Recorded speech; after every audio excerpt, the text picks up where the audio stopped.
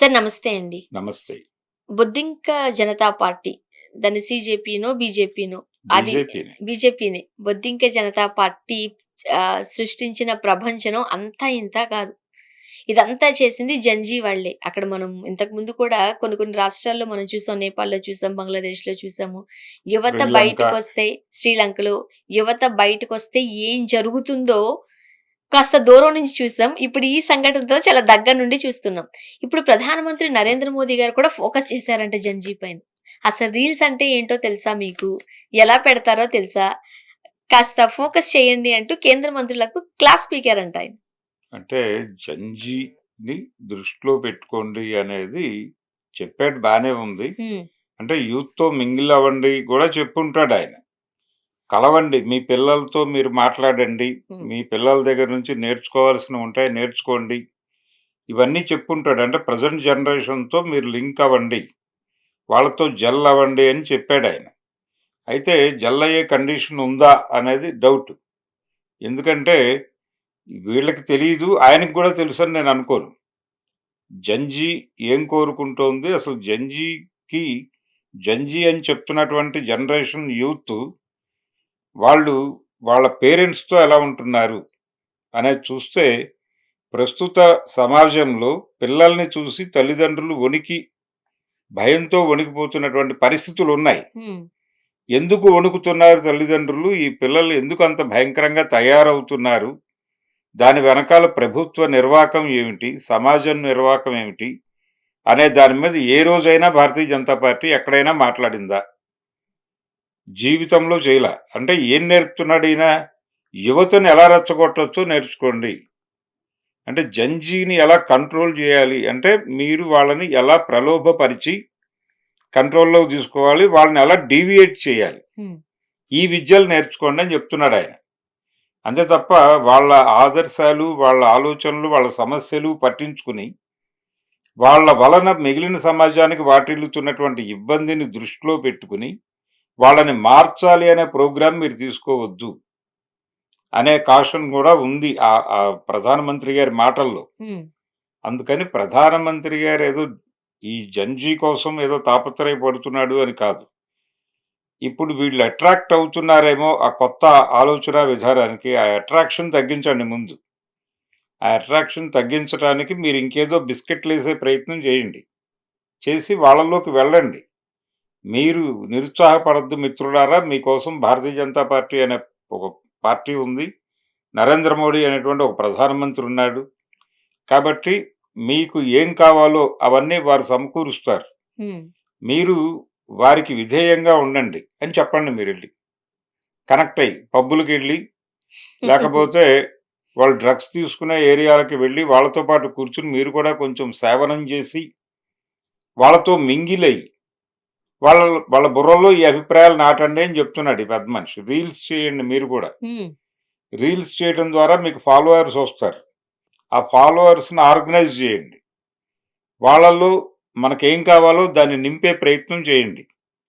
ఇలా కొత్త generation బ్రెయిన్స్‌ని pollute చేయటం ఎలా అనే అంశానికి సంబంధించి ఆయన కీలక ఆదేశాలు ఇచ్చాడు ఇప్పుడు క్యాడర్‌కి. వాళ్ళు ఎలా ముందుకెడతారనేది చూడాలి. నిజానికి యూత్ చాలా సమస్యలు ఫేస్ చేస్తోంది. యూత్ నుంచి సమాజం చాలా సమస్యలు ఫేస్ చేస్తోంది. జంజీ మూవ్‌మెంట్ అంటే కేవలం స్టేట్‌కి వ్యతిరేకంగా వచ్చే మూవ్‌మెంట్ మాత్రమే గాదు. ఓకే. స్టేట్ అంటే కేవలం ప్రభుత్వ పరిపాలన మాత్రమే గాదు. సమాజంలో ఉన్నటువంటి అన్ని సెక్షన్స్ మీద తన ప్రభావాన్ని వేసి, తన కంట్రోల్‌లో పెట్టుకునే ప్రయత్నం చేస్తోంది ఎన్‌డీఏ ప్రభుత్వం. కనుక వీటన్నిటిని బద్దలు కొట్టాల్సిన అవసరం ఉంది. వీళ్ళందరినీ చీల్చేశారు. తల్లికి, కూతురికి, కూతురికి, అన్నయ్యకి మధ్య గ్యాప్స్ పెట్టేశారు వీళ్ళు. ఫ్యామిలీ రిలేషన్స్ అన్నీ డిస్టర్బ్ అయి ఉన్నాయి. హ్మ్. ఎవరు కలిసి లేరు. ఒకే రూఫ్ కింద ఉంటున్నారు గానీ, ఎవరి అభిప్రాయాలతో వాళ్ళు ఉంటున్నారు. వాళ్ళున్నారు. కాబట్టి ఈ యూనిఫికేషన్ అనేది జరిగితే వాళ్ళకి ఇబ్బంది కావచ్చు. అందుకని ఆ యూనిఫికేషన్ ఉండకూడదు. ఇంతకుముందు దేశాల్లో విభజించి పాలించు విభజించు, అనేది పాలించు. అనేది వింటూ ఉన్నాం. దాన్ని కుటుంబాల్లోకి తీసుకొచ్చేసిన కుటుంబాల్లోకి పరిస్థితులున్నాయి. తీసుకొచ్చారు. కుటుంబాలని విభజించేసి ఎవరిని వాళ్ళని ఇండివిడ్యుయల్‌గా పాలిస్తా ఉన్నారు. అంతే. ఇది కరెక్టేనా సార్ రాబోయే తరాలకి? అందుకనే భయపడుతున్నారు పిల్లల్ని చూసి. హ్మ్. పిల్లలకి, తల్లిదండ్రులకి గ్యాప్స్ పెరిగిపోయి, వాళ్ళు ఎక్కడ ఏది కన్జ్యూమ్ చేస్తున్నారో వీళ్ళకి తెలీదు. ఎవరి బోధనల ప్రభావంతో వాళ్ళు బిహేవ్ చేస్తారో వీళ్ళకి తెలీదు. హ్మ్. వాళ్ళు సడెన్‌గా వీళ్ళ బుర్రల్లో ఉన్న అభిప్రాయాలకి భిన్నమైనటువంటి పద్ధతిలో వ్యవహరించడం మొదలుపెడతారు. వీళ్ళు షాక్ అయిపోతారు. దాన్ని కంట్రోల్ చేయగలమేమో అని ఒక ప్రయత్నం చేస్తారు. వీళ్ళ వల్ల కాదు.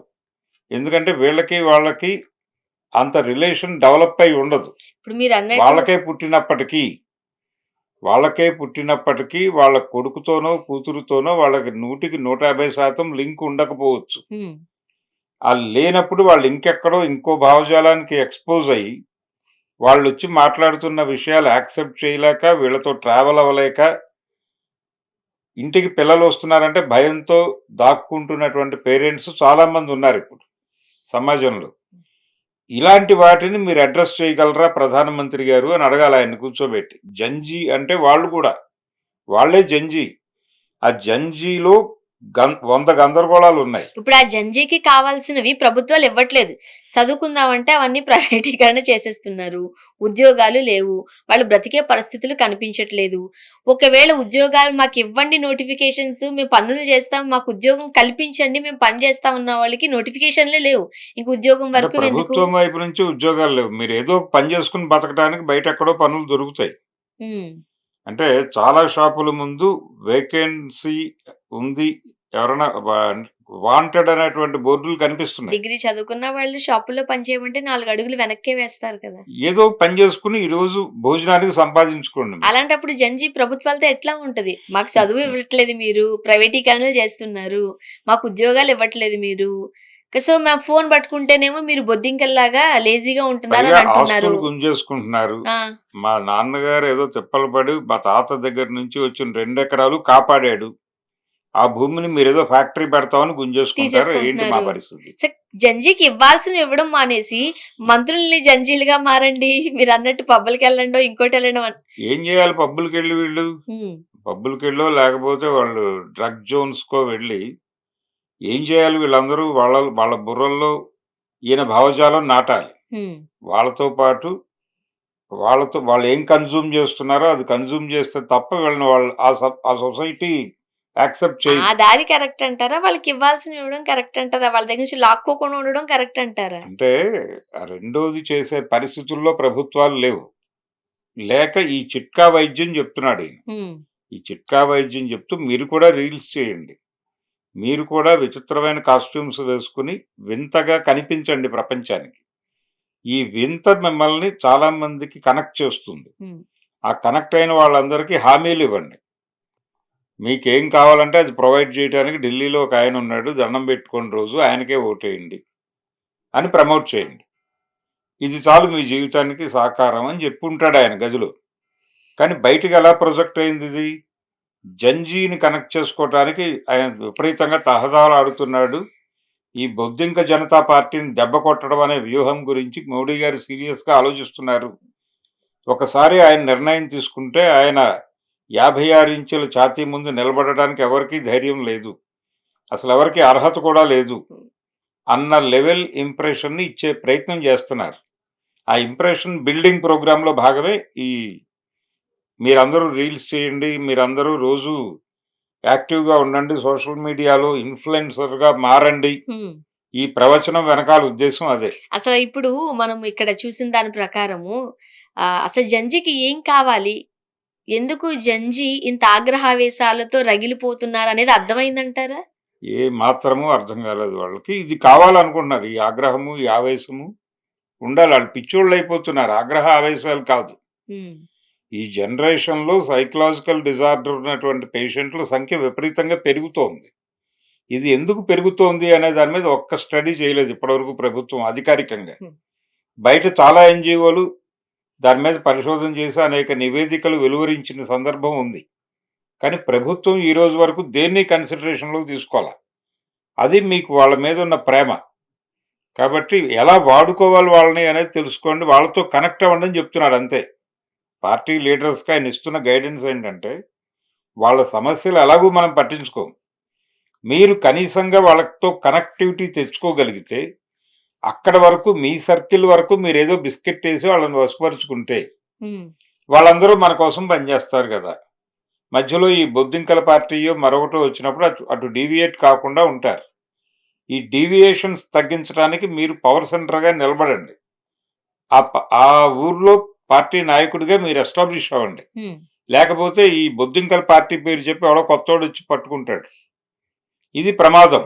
ఎస్. కాబట్టి మీ నియోజకవర్గాన్ని కాపాడాల్సిన బాధ్యత మీదే అని ఓటర్ అక్కడ ఉన్నటువంటి వాళ్ళ పార్టీ క్యాడర్‌కి చెప్తున్నాడాయన. చూద్దాం సార్ ఏం జరుగుతుంది. థ్యాంక్ యూ అండి. Thank you.